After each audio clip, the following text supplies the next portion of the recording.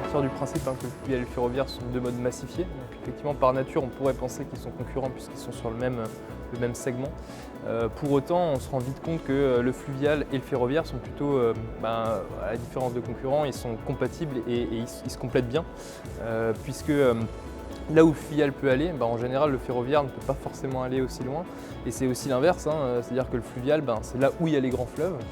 Et là où il n'y a pas de grands fleuves, souvent on peut aller via le fer. Donc, il y a une vraie complémentarité à utiliser ces deux modes. Par ailleurs, VNF a développé un partenariat avec SNCF Réseau qui se décline dans l'ensemble des directions territoriales, à partir duquel on sort tout un tas de démarches qui prouvent bien justement que ces deux modes sont compatibles.